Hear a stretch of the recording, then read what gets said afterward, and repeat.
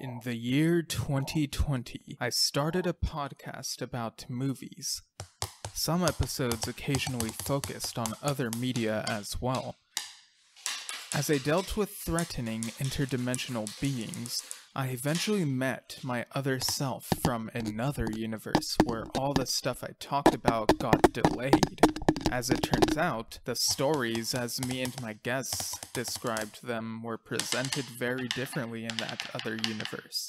So I continued podcasting these recaps, which apparently sound like improvised reviews, to entertain listeners of that other universe while they waited for the new release dates.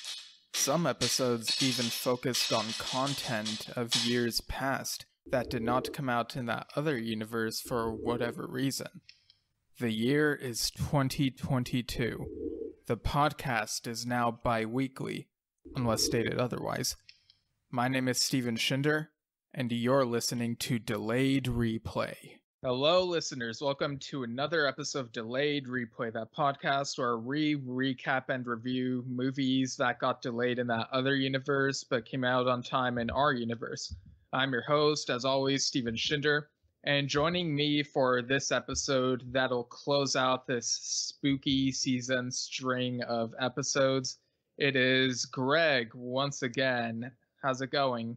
I'm doing good. I just finished watching Star Trek 4, so I'm feeling pretty happy.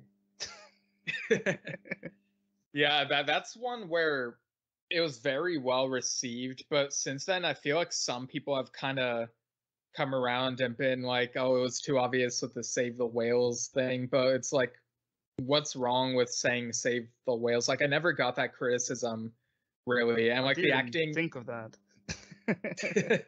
Yeah, like the acting is hilarious. Just it's like a fish out of water story, which I guess is fitting because, well, I know whales aren't fish, but you know, it's just seeing Spock and Kirk and all them in the 80s and talking about how people curse and say crap and stuff like that. It's just bloody hilarious. I think they said you got to add. Yeah, they don't understand what you're saying unless you add something to every sentence. Yeah. Yeah, it's just, and I know for a while I was saying Wrath of Khan was my favorite, but when I last watched it a few months ago, I was like, you know what, this is good, but the pacing is slower than I remembered, so it kind of got knocked down a little bit. Like at times. Yeah, I mean it did have interesting philosophical stuff, but yeah, it was a slog at times. Not as much as the first movie for me, but which surprised me when I saw that you really loved the first movie. Yeah, it's pretty enjoyable. It kind of gave me 2001 vibes.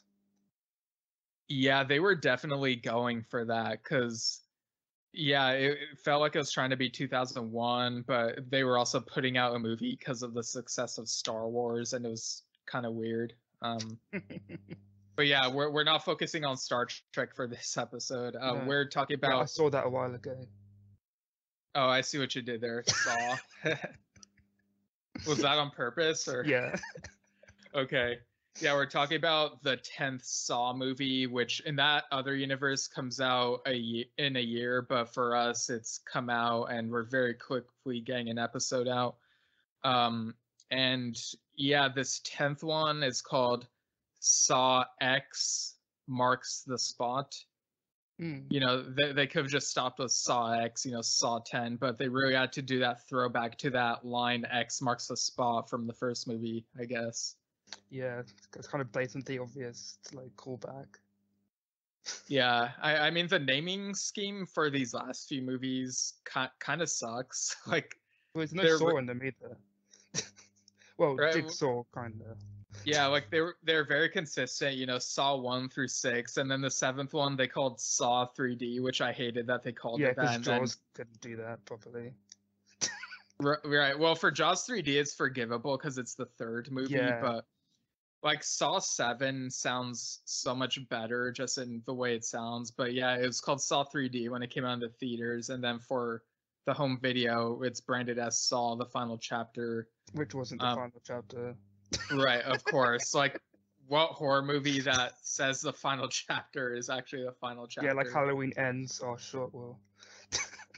Right. Or like Friday Halloween the third. Never-Ending Story, or Yeah, just throwing the song from the Neverending Story movie, the really cringe song. But yeah, and then we got Jigsaw, and then Spiral from the Book of Saw, real weird title, and now Saw X marks the spot. Like the naming scheme for the last few has kind of sucked, but you know, yeah, that's just what happens with horror movies. People who heard the Spiral episode from like, oh wow, 2 years ago now, already know my history with the Saw franchise. What was your history? Like, how did you get into the franchise, and what was sort of your overall impressions along the way? I feel it's a bit too young starting to watch the Saw movies, because it's like one of those franchises you knew about, but you didn't know if you were allowed to watch. So I think I was like maybe like 11 or 12, Oh wow, that was like around the age I got into it. like trying to find these movies and like trying to hide them from my parents, trying to watch them, and just Wow. loving how gory they were. But what about the video games? Did you play any of those, No, or? I didn't even know there was any. Okay, yeah. So then the Donald Glover as Michael Tapp reveal kind of came out of nowhere for you, I guess, at the end of the last movie. Yeah, definitely. never played the games, just seen the movies. Right. Yeah, I think overall the Saw series is my favorite horror franchise. And maybe it helps that it was like the first one that I really got into, but I just love how intricate it is and how it pays attention to continuity. Yeah, it's the most how do you put it? Constant horror franchise. Like it doesn't really experiment too far. Like it doesn't change to be like something that makes no sense.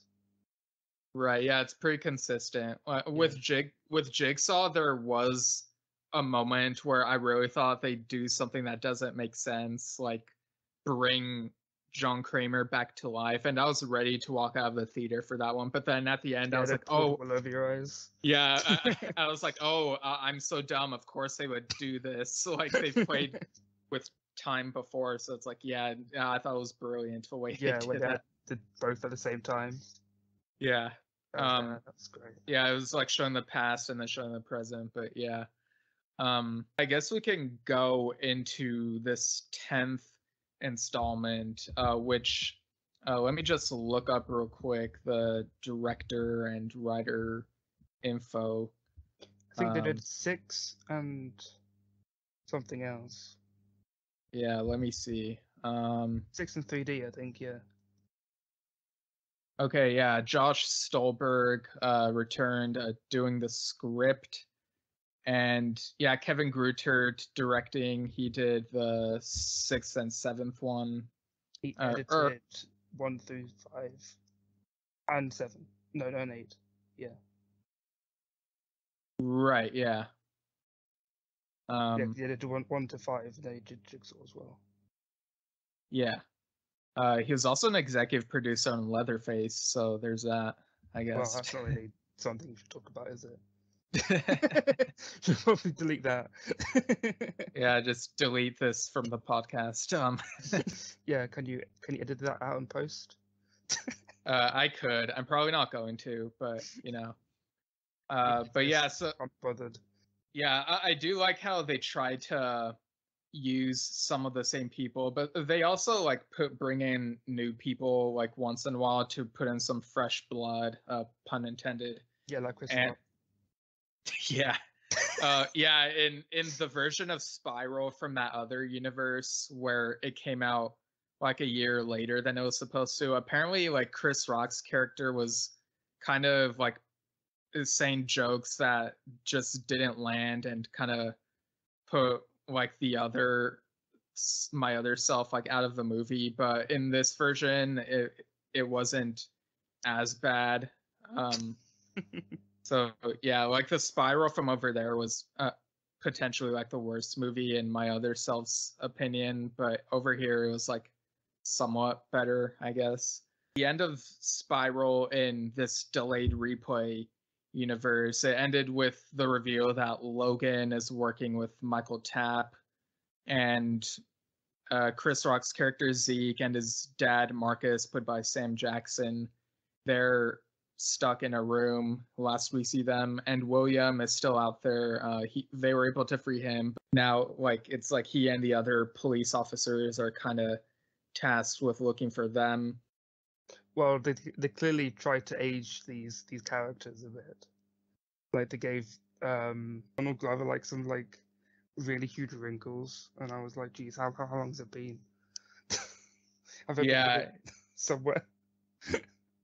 yeah, it's kind of confusing because it's like this doesn't look too far into the future. So like, what's going on here? Is he just like really stressed from everything?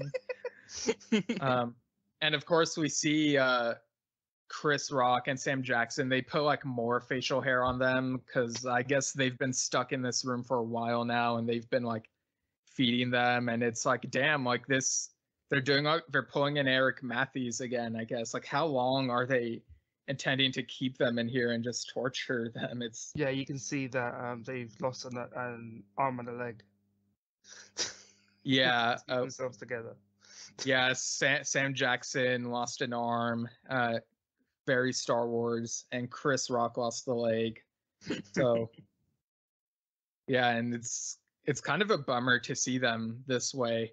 And of course, since the events of the previous movie, we've had the different factions. Some people are following Logan and Michael, trying to do Jigsaw's teachings to a T. But there are other people who are kind of more like Amanda. They're just like, yeah, we'll make these traps like unwinnable. And there are some people who are like Mark Hoffman stands, and they're basically like doing whatever they want, sort of making it unpredictable whether they make the games winnable or unwinnable, which is interesting. Their gimmick is they kind of do their crimes in an X pattern as opposed to like a spiral. And it's their way of saying X marks the spot because, Mark Hoffman, his first name was Mark, and it's silly, And then Spot the dog as well. What? Because it marks Spot the spot. Is Spot the dog like a character, or? Yeah, do you not know Spot the dog? Okay, I did a Google image search, and yeah, maybe I have seen this. During the gap between movies, the police have been like having trouble trying to take down some of these factions. Like, it's clear that they've managed to stop some games, but not stop other games, and it's like they just keep growing to the point where it's become like an international thing. It's not just like the LA area. It's like now we're seeing there are people all the way in London trying to do like these types of games. So what'd you think of like the London Eye trap? It's great. Yeah, because it was kind of weird though, because you could kind of tell that they weren't in London. Because like Yeah, when they were filming it, you could like the perspective kind of shifts as the wheel goes around. I was like, this is not right at all. yeah, you could tell that some of it was against green screen, which really took me out of it in that moment. Yeah, they really can't afford to buy a ticket for the London Eye. The people that they're testing on the London Eye, there's like a bunch of people, and they're basically like paparazzi type people, kind of another throwback to the photographer angle from the first movie, but like they've been like, stalking celebrities and whatnot, and it's like, because it's London Eye, it's like you've been using your eye on the wrong thing, and there can only be one person who escapes this alive. So the game is that one of them has to like climb to each of the things and kill all the other people, and whoever like makes it off gets to like survive or whatever, which is absurdly ridiculous. I don't know how anyone's like supposed to win this. Yeah, I was trying to think about how they get from one pod to the other, and when I saw them, just like they were very athletic people, which I didn't think they would be, given they just sleaze around trying to follow people. Yeah, it's weird because we get like a little flashback. Like apparently all of these paparazzi like photographers have the same gym membership. So like we see like a brief flashback to like the gym that they go to, and it's like this weird like little club type of thing, and in each of the pods is a different exercise machine which they can like use against each other, and like if they want to like kill each other, like they can stretch the other people's limbs or like use the weights to like suffocate someone. It's this was like really extreme. I did like that their gym coach was Jason Statham though. Oh yeah, it did kind of take me out of it because I mean with Spiral as well, you know, having Chris Rock and Sam Jackson, it's like okay, they're putting in more actors who feel kind of too high profile, and I feel like Jason Statham kind of fits that mold a little bit in a way. But like, it was like egging them on in his accent, is like really getting them going. Yeah, and I think it kind of took some of the tension out because once you see Jason Statham, it's like, okay, he's the one who's gonna be the only one to survive this, right? Or I mean, obviously it's Jason Statham, but they don't like make that evident that he's going to survive though. Like he starts off like not being able to get into the zone, and he's like kind of down with himself. He's like, oh, I can't do this, and he sees everyone else like not being able to do it, so he tries to build up the courage to kill people. Yeah. It's like I could do this. I could do this. That's such a weird way of phrasing it. Like getting the courage to kill people. I mean, that's what happened. Yeah. And as you can imagine, like this is a really long sequence. It takes like they cut to other things while this is going on, but it takes like maybe 30 minutes for us to see the end of this particular game. Yeah, because it's the intro game that they have for every movie.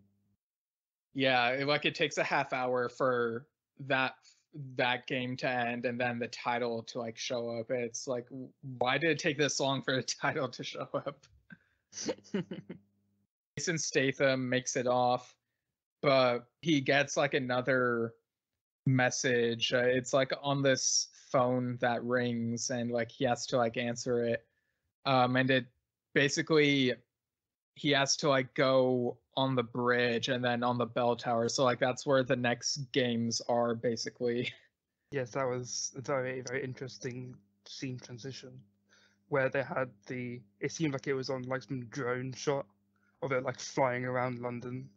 I feel like I kind of go back and forth on whether this was like a good idea, you know, for the writers to like make this a more international threat, because on one point it's like, on one hand it's like the problem gets so big to the point where it's like, is it possible to even care anymore? But on the other hand, it's like, since it's so big and like to a different country, you know, it's international, it kind of makes it a bit more scary and potentially more paranoia fuel, because it's like there are basically different people following different interpretations of what they think Jigsaw wanted, and it's basically like different. It's comparable to like different denominations of a religion, and it's basically a religion at this point.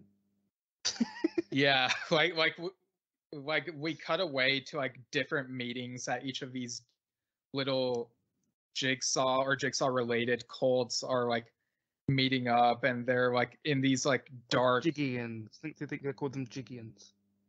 Jiggians, yeah. And like the followers of Mark Hoffman are called Hoffmen. Of course there are like men and women, like various types. Well, like the followers of each of these sects are very diverse, so you know, a lot of variety in the casting, which I mean props to them. But yeah, I think for me it kind of got hard to keep track of which sect was which one. Yeah, it's not they're all like uniform. They could easily identify who's a Jiggian and who was a Hoffman.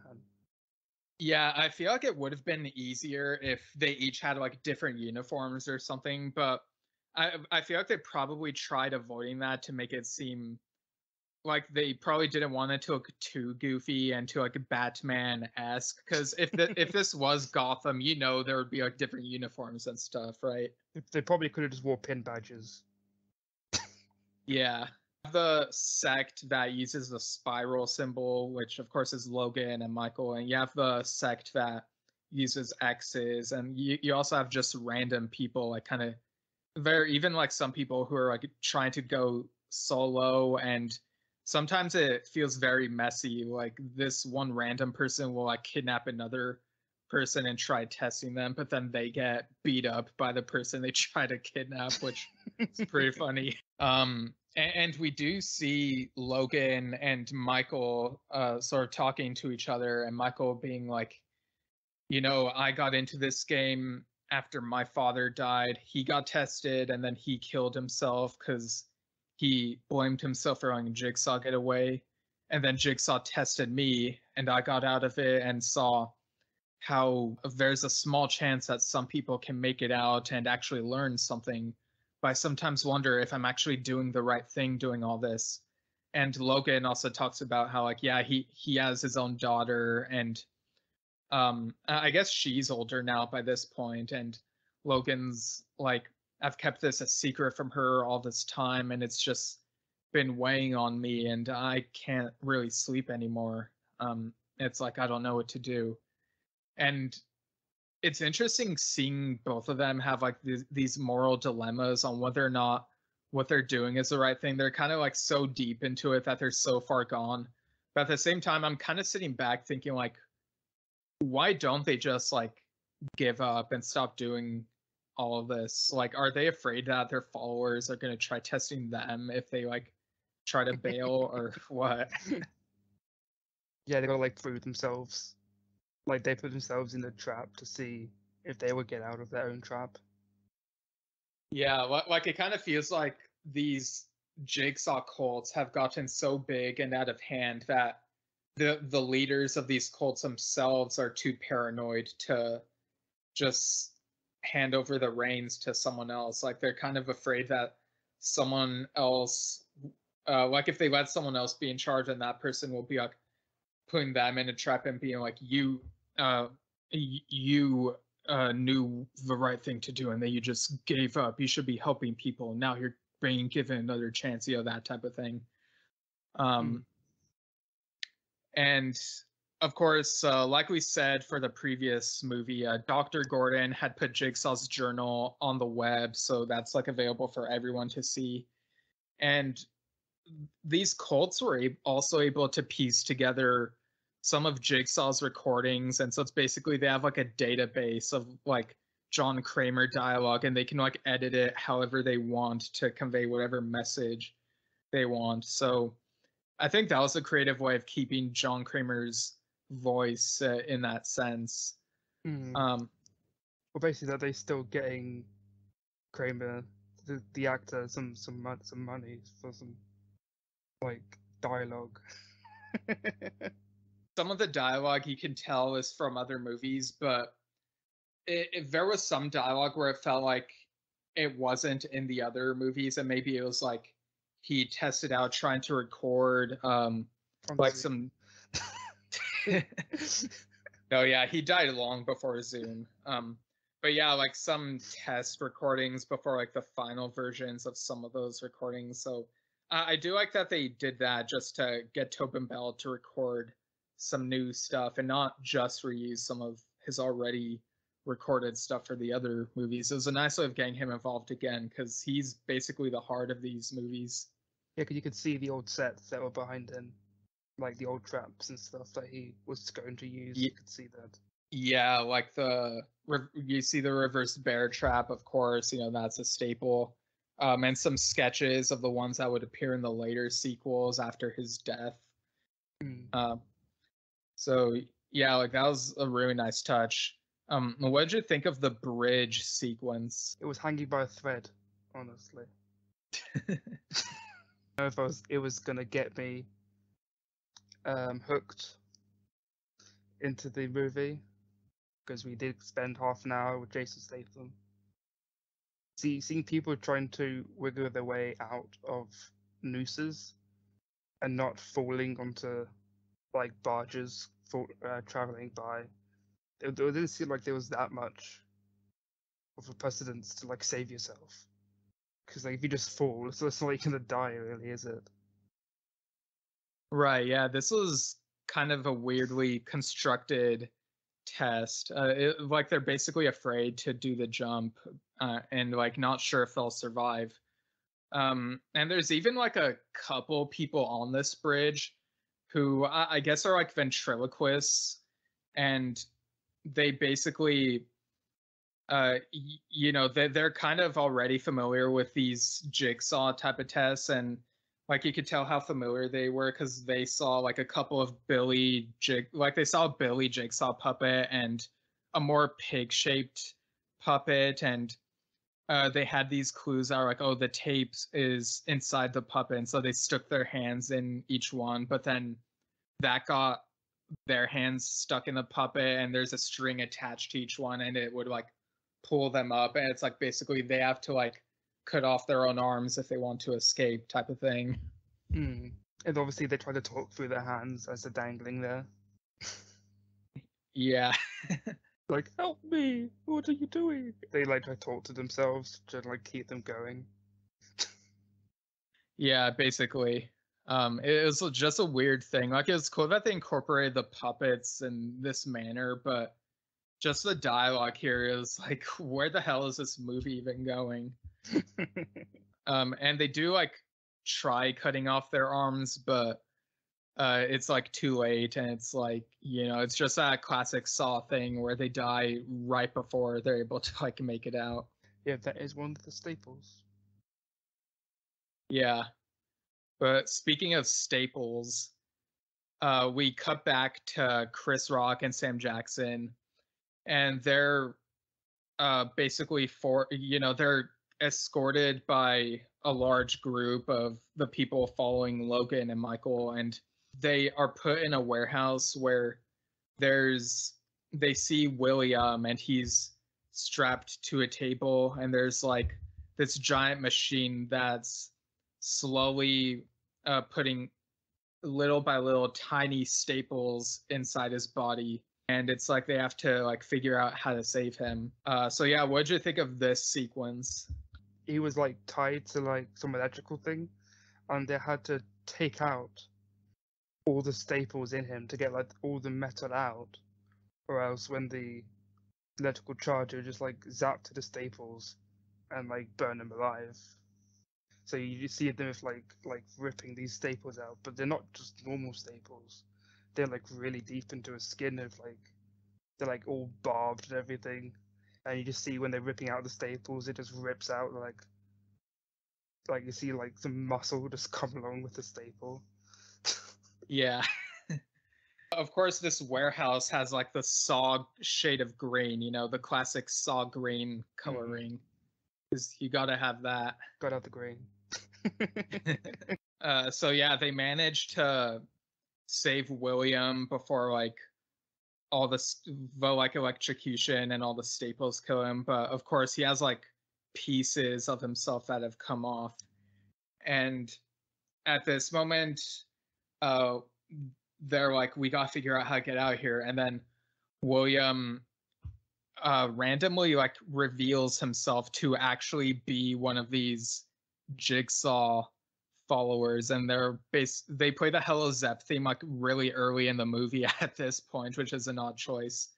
And this is kind of similar to how it happens in the other universe's version of Spiral, but he was basically, his backstory, which he reveals here, is that like the cops weren't doing their job and they like killed his dad or his parent or something. He kind of doesn't explain it very well here because I guess he's like bleeding and stuff, but he reveals himself to be one of these followers, and he's like, now in order for you two to escape, you're gonna need me alive to get you out of this. It's really weird that he like put himself in this excruciating test and just to like try to make a point, and it's weird. Yeah, the lengths people go to nowadays. Yeah. Of course, at the police station, we see Angie Garza and some other police officers trying to piece together like, because well, we see like different law enforcement, like we see like the LA one, like I just mentioned, they're still trying to find Zeke and Marcus, and like trying to stop all these games, and trying to find William as well, because at this point they still don't know that William is also in on it. But in London, we also see like the law enforcement there. What'd you think of the actors that they incorporated for like the London law enforcement? I did like that they had Simon Pegg and Nick Frost as police officers. Yeah. Like they're kind of bumbling here, which kind of takes me out of it, because it's like, okay, this is classic Simon and Nick, but it's kind of distracting for this. Like they do try to make them serious at points, but Yeah, they're like I don't know. half serious, half joking. Yeah, and Keira Knightley is like their boss, and sometimes she's like telling them, what the hell are you doing, like, because they're like messing around. But yeah, they're trying to like solve the case, basically trying to hot fuzz all of this, and sort of like accidentally finding the answer to like the locations that are being targeted. And like when they figure out that like you know, the London Eye and the bridge, like by the time they find that out, it's like, yeah, duh, it's it's national news, like all over the BBC. It's yeah. Yeah, it's kind of funny when you saw Johnny Depp run through the doors going, I know what's going on, I know what's going on. As he holds a map of like where all these factions have their like basements where they all congregate and everything. Like, oh look, I found where they all live and everything. Like, oh, let's go and like raid them. Yeah, like there are all these X's on the map. It's like X marks the spot for the treasure. And yeah, all of these basements each had like a different thing. Like one of them had one of those razor wire mazes like in the first movie. Another had this person strapped on a table being crushed by like a giant rolling pin.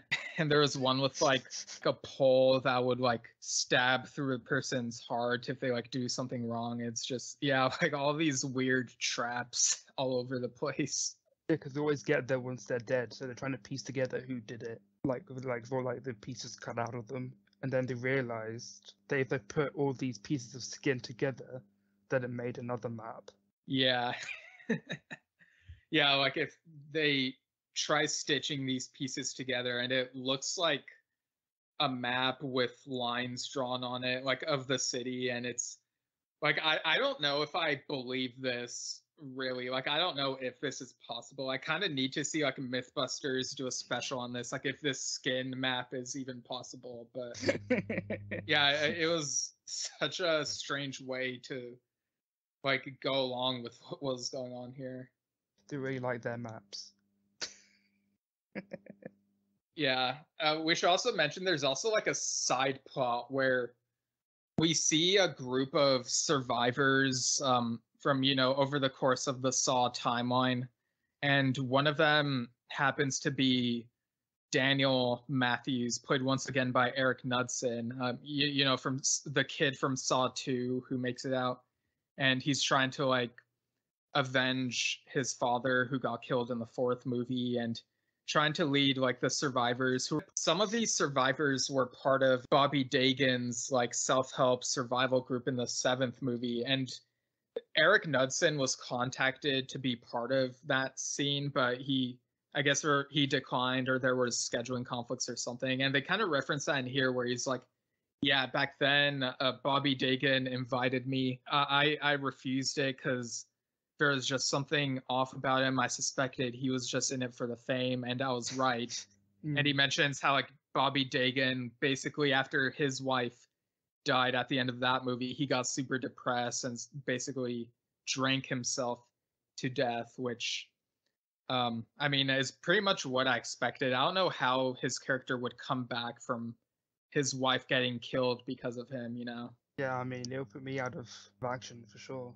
And it was interesting getting all these survivors. The one who lost her arm in like the sixth movie, she has like a prosthetic arm now, and her name was Simone. So I like that she has a role here as well. So does Malik and the other survivor from Saw 5. And basically, it feels kind of like Dream Warriors, you know, the third Nightmare on Elm Street movie. I mean, that is the best one. I will die on that hill, even though it's a very good hill. Yeah, I don't know which Nightmare on Elm Street is my favorite, but the soundtrack to that one definitely slaps. I love the particle effects in that movie. It's one of like the animals, like there's a weird animal running through a building. I can't remember. I think that's what happened. Yeah, I don't remember if I've ever mentioned it on this podcast, but I remember my first time seeing any bit of Nightmare on Elm Street. I was probably like in middle school or maybe sixth grade or something, but I was visiting my cousins and they had Nightmare on Elm Street 5 playing on the TV. And they get to the scene where Freddy like puts one of the guys into this sort of paper world. So it's like they're each made of paper. And it was just really, it was just really absurd and ridiculous the way he was just like cutting through the guy. And it's like he's made of paper, so it's not that graphic, but it just felt. Was that on the church or something? I don't know, maybe, but it just felt so ridiculous, but still chilling because of how ridiculous and seriously it was being taken. And once he killed that guy, my cousin was like, well, he's dead. But yeah, cool return for Daniel Matthews. And we also get the return of Dr. Gordon, who, Logan gets in touch with him, and because they both have experience with, they're both fathers, and Lawrence is like, I had to like separate myself from my family. My wife divorced me because she realized that she didn't know me anymore and like could see that there was something else going on, and I don't blame her. Like, it's better that she and my daughter are like far away from me because I need to be kept to myself, and look at all the chaos I've wrought on the world. Because like he basically bought into Jigsaw's philosophy, but after seeing how big this thing has gotten and how international it's gotten, he's, Lawrence is second guessing himself as well and being like, it's probably Stockholm syndrome, and maybe I'm wrong. Maybe all of this is wrong. I think Gordon wishes he had like a neuralizer, just so Yeah. just so he could stop everyone. Like, it's definitely got a bit out of hand. Just Yeah. a bit. Yeah, especially when there are these traps where some of these people are losing their hands. Yeah, and he sees like the news about it happening in London, and all these little groups coming up. That he decides that he can't just sit around and do nothing. He goes and he tries to put an end to all these factions. He tries to hunt down all the leaders and everything. Yeah, so they're in LA. Gordon and Logan are meeting with each other, and they have this talk, and then Logan leaves, and then Lawrence is wondering how he should stop it. And so he goes off to London. I don't know why he doesn't try taking out Logan first while he's like in LA, but yeah, he flies to London, and it's very interesting because he's played by Carrie Elways, who is a British actor. So it's kind of like a homecoming for him, I guess. Yeah, he kind of reverts back to his English accent. Like, you kind of see that the more time he spends in London, the more English he becomes. Yeah. And thinking back, I'm thinking maybe it's not very clear in the movie, so it's kind of a knock on the movie. But I think thinking back, he probably thought that maybe what the writers are thinking was it would make more sense for Lawrence to take out the followers of Mark Hoffman in London first, because they're more wild cards, whereas Jigsaw's trap philosophy, which Logan is following, like those are at least escapable. So I don't know. Maybe that's why he prioritized. The more dangerous cults first. Yeah, so he flies off to London, and he gets there, and the old English accent comes out. So it's like Carrie doesn't have to try so hard with the American accent anymore. So yeah, he's in London, and he like gets a gun from like a shady like arms dealer type of guy. So he walks out of the shop with the gun, and then that guy gets kidnapped and he gets put in a trap by these cult followers. So I thought that was very coincidental and kind of too convenient. But yeah, what'd you think of the trap that this gun dealer was like put in? I feel like they kind of took too much from the shotgun carousel. Like, because obviously they just took what he had in his shop and just stuck them together. I was like, well, we've seen this before. Because obviously they've been taking cues from what's happened before. So I guess Yeah. come at it from that direction instead of the writers of the movie being lazy. They're just showing that they're taking previous traps instead. Yeah, for sure. And he survives, but then we never see him again. So it's like, what was even the point? It was kind of weird. I would also say the editing for this movie is weird because they do play with time. Like the moments where, you know, Gordon saw the stuff on the news with like the London Eye and the bridge, and it's like by the time his flight ends, like some of this other stuff has already happened. You know, there's the stuff in the bell tower.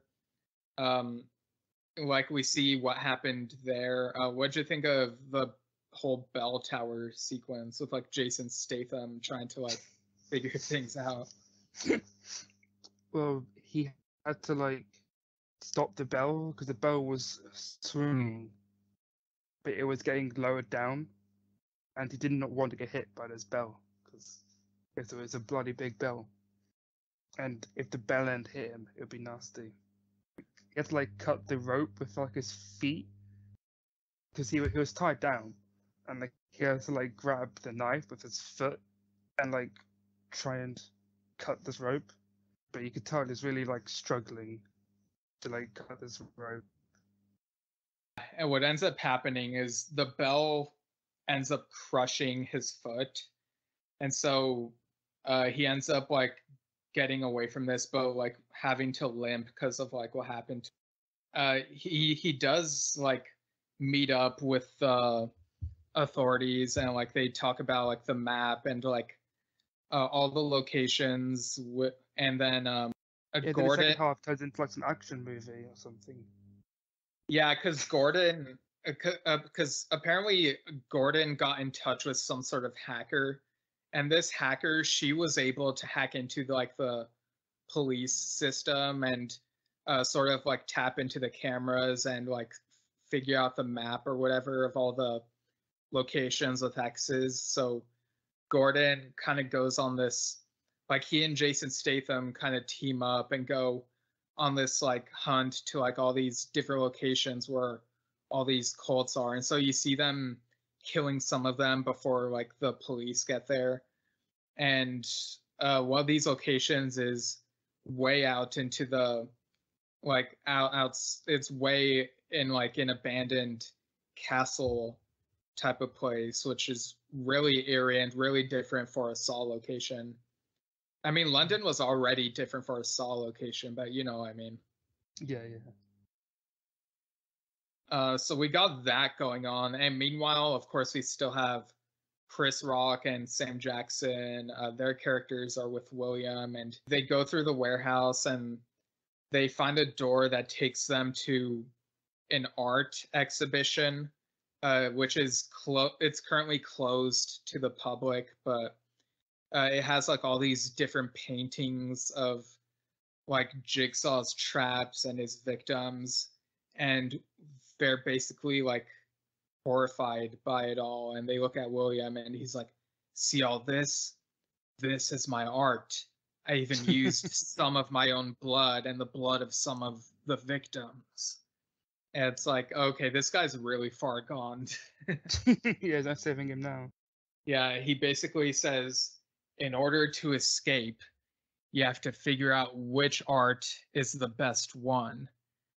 And if you choose the wrong one, then morning stars will fly through this entire room and kill us all. And Zeke and his dad are like basically trying to convince him, like, you're basically gonna end up killing yourself. And William's like, it'll be worth it to send the message. And then Zeke just goes, well, art is just interpreted by the viewer. There's no such thing as the best art. Yeah. He's basically like, the real art is life. Is you. Or life, yeah, that works. Yeah, and William smiles and is like, you have figured it out. Life is art.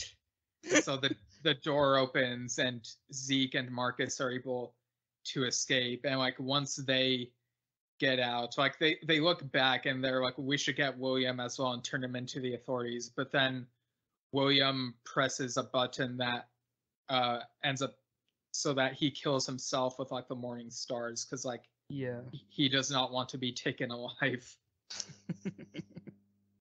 he like picks one of the arts. And he's like, yes, this is my favorite one. And he touches it, and then it just like collapses. Yeah, it was very like the effects in that moment were pretty cool, like very gory, splattery. Some of it splashed onto the different canvases, and definitely a lot of continuity nods. Like some of the paintings showed like the bathroom from the first movie and like some other familiar rooms of familiar traps, familiar victims even. It didn't feel too nostalgia bait, I don't think, because I don't know, it kind of made sense for just this one scene, I guess. I don't know. Yeah, I thought that too. Like it wasn't too many characters we've seen before. It was more like little nods. Yeah, it did make me wonder, like, how was William able to get some of these paintings so accurate? Like, I guess he must have. Well, I guess Jigsaw's journal is like on the internet, and there's some sketches and stuff, and some of the rooms, and some of the victims probably had like pictures online. With like Scream, like somebody made movies about Saw and all the traps, and he's just seen the movies, so he's recreated the art. Yeah, or like in the Chucky movies, or there's a movie called Chucky Goes Psycho, and it looks like a Christmas horror movie. It's like, what the hell even is this? Someone out there has made like an indie movie about Jigsaw and Kramer. Yeah, and the cultists even like Logan's sect even like takes a filmmaker who made like films based on like Jigsaw, and very like, you got some things inaccurate and chose to opt for like flashy stuff. And so we see like Michael Tapp put that guy in a trap. I liked how film based it was. Like it had like rolls of film all like looped around, and that it would kept on winding him up. Yeah, and like some of the film would even go into his throat, and it's like, yeah, this will like choke him to death if he doesn't do something. Yeah, and like slice his body up as it cut across him. It was that was one of the nasty ones, I think. And so Marcus and Zeke make it to like the police station, and they're able to like use info, like some clues that William gave them before he died, to like figure out where this filmmaker is. And so they get to the place like as he's about to die. They just cut a piece of the film. Yeah. And like once that filmmaker is free, he's like crying to himself and be like, I just wanted to make an independent movie. It was art. And like it kind of becomes like this weird commentary about life imitating art and how life itself should already be the art. It's real weird what this movie is trying to say.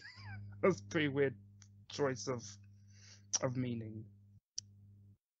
Yeah, and so they arrest Donald Glover's character, and because this is the first time they're realizing that he's in on it, and they talk about his father, Detective David Tapp, and basically saying your father would be disappointed in you, and he's saying like, oh yeah, well, what about you, Zeke and Marcus? You've had a terrible relationship, but putting you in a room together, like having you stuck in there, like it brought you two closer together. And now you've survived and you're going to be a better family. What about that, huh? But yeah, what'd you think of Donald Glover's acting in this? It's definitely been better. I think he was really trying in this movie. Yeah, because he's really good in Atlanta and he's hilarious in Community, but here it's like he's trying to be serious, but like it's comes across too over the top. It's like, yeah, I don't know. I feel like they could have handled his character better. Yeah, it felt very rushed. And of course, we keep cutting back to the stuff in the UK, you know, with Lawrence and Jason Statham. Like Jason Statham's character is just named Jason because I guess they were too lazy. Yeah, Lawrence and Jason are at the castle and they're trying to shoot up all of the cult members of the sect. And yeah, what'd you think of how they utilized this setting? Well, because they had all the suits of armor and all the weapons, and you could clearly tell they were like rigged to fall over when somebody went past them. So you just see them trying to like dodge all the armor and like the windows caving in on them and everything, and the chandeliers like falling down. I was surprised they even made it to the end, to be honest. Yeah, there was also like this Trojan rabbit trap, you know, a callback, a reference to Monty Python and the Holy Grail, where there were like people inside of it, but in order for them to get out, they would need to kill the people in the certain room. But it's just chaos, and pretty much like everyone dies in this castle. Just Lawrence and Jason trying to like the killers like kill each other, and then Lawrence and Jason kill like the cult members here. And it's really weird because this is the most action movie that a Saw movie has ever felt. Oh yeah, definitely. Especially with like Jason Statham. And then back in LA, we see Logan, and he's like, he sees on the news that Michael Tapp has been caught, and so he's like really paranoid and basically on the run, and he's doesn't know what to do. He feels like he's gonna die from a heart attack or something. So he goes to his daughter and he admits to her like what he's been up to, and he's like, I'll understand if you don't love me anymore and all the terrible things I did, but I just couldn't lie to you any longer. And you could see like just how horrified she is. And yeah, and of course you got like the Jigsaw survivor group. They are taking down some of these cult members who are in LA. I forgot to mention that Corbett, who was the daughter of Jeff and Lynn in Saw 3, she's older and she's also like one of the survivors trying to take down all these people who are following Jigsaw's teachings. And yeah, it's like we got all these montages of all these hunts for all these cultists, and it's like kind of disorienting. Yeah, there's definitely too much going on at once, I feel, in this movie. They kind of stick to like one person trying to get all these cultists. They have to like include as many people as they can, and it just really gets too much. Yeah, I mean, this is the longest Saw movie there is. Like, it's 2.5 hours. It's like, Yeah. damn. Like they're trying to make some sort of epic type of thing. Yeah, it's kind of like those crime movies that are like 3 hours long. Yeah. Except not as good. Right. This is like the most traps I've ever seen in a Saw movie. Yeah, there's like a Winnebago trap where like the tires will run over someone if they don't like cut off their ear, and it's like really weird. But yeah, cut off his body part or you don't die. Okay. Yeah, and there's like a barber shop where someone's in this chair that has like a scissors trap type of thing. Lots going on, but yeah. What did you think of the way they decided to end this movie? I think it ended on too much of a cliffhanger because they never really resolve all these different bands of cultists. Like you eventually get some of them all rounded up, and then they don't do anything with them. There's no traps laid out for the cult leaders. They just have them there in a room in the castle. Yeah, like they show that the London law enforcement are like on their way, and it's like the music is kind of ambiguous because on one hand it kind of feels like it could be like a cliffhanger type of thing, but on the other hand it kind of has like one could hear the music and it could be interpreted as like a possible glimmer of hope type of thing, like the police are on their way, they're gonna get these people.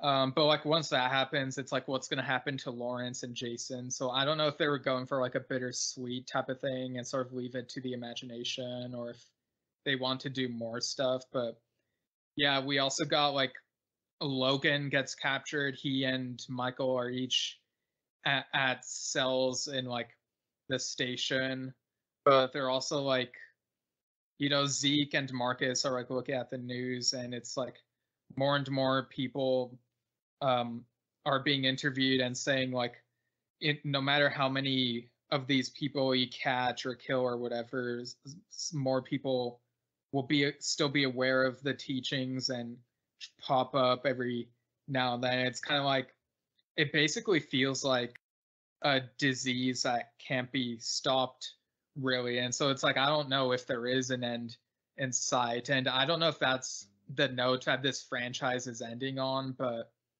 it's kind of a depressing note, Yeah, there's nothing they can do to stop it. Right. It's very never-ending. Yeah, never-ending story, I guess you could say.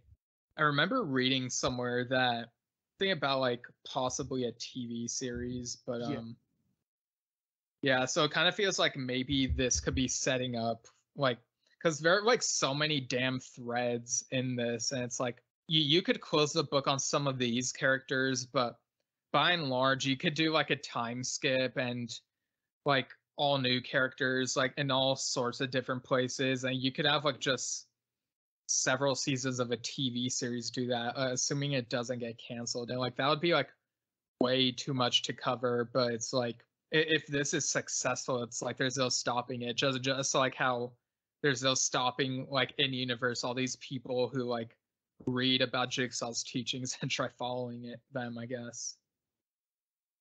Yeah, I guess they could pull a Lilo and Stitch, the TV series, right, and just capture as many as they can and collect them all. Yeah, or I was thinking, yeah, it's funny how like that's an apt analogy, but I was also thinking like the Chucky TV series, like just the army of Chuckies type of thing. And I mean, with a TV series, I don't know what channel it would be on or how big the budget would be. Like, if it's not that big of a budget, I guess they'd maybe not incorporate some of these actors who get paid like a super lot, like Sam Jackson. Like, he'd probably be really pricey to get for just a lower budget TV show. So I don't know how much money they'll sink into it, but yeah, I don't know how I feel about this. I kind of feel like, Saw, the franchise, has become a theme park with like no end in sight, and the traps, I am curious about whether they could still make them creative. I do kind of miss when Saw wasn't just about the traps. There's a lot of magic to that first movie where it's just two guys trying to figure out a mystery and they're slowly descending into madness, and there's not as much blood, not as many traps, and there was like some philosophical stuff in this movie, but you also get like the action bits and the cutting to like different locations. It's, yeah, like I don't know, but it's got too big for its shoes. Yeah, because like even the early sequels, they still were asking questions about morality. Right.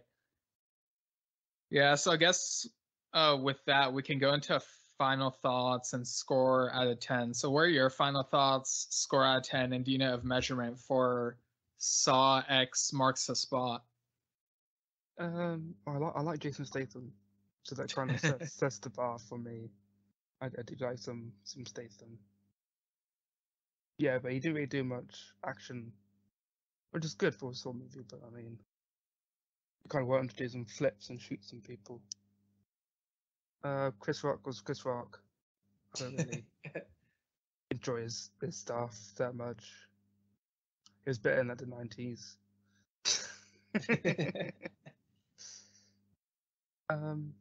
Yeah, the traps. Some of them were repetitive, obviously, because of how the story has progressed into separate factions trying to learn from Jigsaw. So some of them were quite inventive, I did think, and there was quite a lot of gore, so that was good. But not many philosophical questions asked about in this film. It was just a lot of catch the guy, find out more, catch some more guys. It's a bit like, I can't believe I'm saying this. It was just kind of a bit like The Rise of Skywalker, where you just go from one point to another, and that's how you just progress the movie. A fetch quest. Yeah. Yeah, I kind of feel like some of the sequels are like that too, where like in Saw 4, where Rig would have to like go to a different location across town and then go to another location across town. But here it's like longer distances and it's like across the Atlantic, and so it's even further traveling. Yeah. So I will give it's not my film. I will give Saw 10 5 out of 10 Saw 10.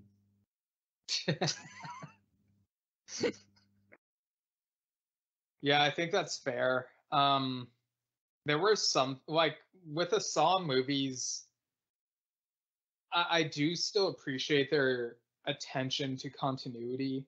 Like I did like some of the returning characters and how sometimes it felt like they were just there, and other times it felt like they had a purpose, but then they kind of like in the end ended up like in a place where it's like, well, what's the point of all this type of thing? But yeah, I don't know. Like I feel like this is maybe on the lower end of Saw movies. It's still somewhat watchable, but maybe not as watchable as some of the others because it's longer. So very mixed feelings on some of the aspects of it. So I think for me, it's gonna be like a 6.5 out of 10 castles, I guess. And yeah, or I mean, it might even like drop to a 6. I mean, I guess it'll depend on like what they do with the TV show. At this point, I'm like not sure. Like if they do have a plan, I'm not sure if I'll like it, or Yeah, it kind of could be like feels like they're for the show. Yeah, or it could maybe essentially be that they're throwing darts and seeing what sticks. Yeah, like a fan favorite character they want to make a movie out of. Yeah, I don't know. It's just, I mean, I've been so dedicated to this franchise that I probably will see like a TV show if they do it, but it's possible I might not like it as much, like depending on the choices they make. But I don't know. Maybe it could have some cool stuff. Maybe it could end up being better than this movie. It's just hard to imagine at the moment because it's hard not to think that maybe this franchise has kind of run its course, which is, well, like I don't know for sure, but it is kind of a sad idea to think about. And it's just, yeah, I don't know. It is what it is. Like that's what happens with some horror franchises. Before we close out, what I've been doing for these spooky season episodes is I've been asking each guest if they have any like spooky season recommendations that they recommend listeners like watch or read or play or listen to or whatever. It could be like any entertainment medium. Um, and you could like list a few. I don't really have a set number limit, but yeah, just what comes to mind. Like, what are some of your spooky season recommendations? There's a band I listen to called Ice Nine Kills, and recently, for the past couple of years, they've been writing music based on horror movies and books. So they've done Chucky. Let me see what they've done. Uh, yeah, they've done Friday the 13th, Scream, Saw, all the main horror stuff. It is a bit heavy, but I mean, if you enjoy horror movies, I think you'll find something to enjoy in the two recent albums. Okay. Yeah, I might have to check that out. I guess from me, like along music lines, I'd recommend people check out the musical Repo the Genetic Opera. It's so good. Um, and also like this one is just my favorite Halloween movie and also my favorite Christmas movie. It's both. There's no question. It's Nightmare Before Christmas. I love I've never seen that movie. Yeah, I'm very disappointed in you. But yeah, it's got. I love the music in it. The story is fun. The characters are fun. The stop motion is good. And I just have fond memories of seeing it live at the Hollywood Bowl with like an orchestra and the cast members and members of Oingo Boingo were there as well playing music. Boingo Boingo. Yeah. So yeah, it's like Nightmare Before Christmas is just it's never gonna leave my like preference. It's like at the top of my list, I guess is what I'm saying when it comes to Halloween movies or just holiday movies. For Halloween movie, I think people should watch Hellraiser 1 and 2. Like, just for the practical effects alone, those two films are absolutely insane. Yeah, the Hellraiser movies are kind of a niche thing. So like some people will like it, but those who do like it would appreciate like the practical effects and whatnot. Yeah. Yeah, you can just watch 1 and 2. Yeah, I still think 1 and 2 are probably the best ones. Yeah, kind of hits a huge cliff of straight to video. Yeah, from like the fifth one, like the first four were theatrical, and then 4 through 8 were straight to video, and they were like scripts that originally weren't Hellraiser, but got that makes no sense. Yeah, but it does kind of remind me of how the original script for Saw 2 was called The Desperate, and it was going to be like its own thing, but then people like it was being shopped around and people thought it felt too Saw-ish, and basically the makers of the first film were like, oh yeah, we should just make it into a Saw movie, and so they retrofitted it and made that Saw 2. But yeah, with Hellraiser, it's like you got that going on, and then you had like the two, like the 9th and 10th movies are basically just made so that the studio would retain the rights. They're very rushed. The 9th one at least was like 3 weeks or whatever. I don't know. Was it a remake? I don't know what it is. It's a reboot, but yeah, it's not like a remake of the story from the first movie. You know, there are different characters, different setting, different situation. There's no dude like melting. Melting. Not that I remember. But yeah, I'd say it's the 3rd best Hellraiser movie, but that's what for me, right? Yeah. Like for me, like I'm not as big of a Hellraiser fan, so like for me, that one is like middle of the road just as a movie. Yeah, because I gave 1 and 2 4 stars, I think. Okay. Yeah, I think I'd go like 3.5 for 1 and 2, but yeah. 3 for the new one. Okay. But yeah, I guess that'll do it. This was like such a big movie, just too much going on. But anyway, yeah, we've said our piece on this movie, I guess. But yeah, thanks for joining me again, Greg. Where can people? I don't know, like, do you have anything to plug or what? Not really. I mean, it's just a society. If you want to come watch a movie with us, the Okay, yeah. Cyberpunk Society. I guess that's about it. I mean, I don't really run it anymore, but you can come join us and watch movies. All right, yeah, and I'll link it like I always do whenever we plug it. And yeah, I'll go ahead and add my own plugs in post. Just since my throat is like really dry right now. Or do you have a saved? They can just add it onto anything you want. I mean, honestly, I probably should have been doing that. Like the same for thing every episode.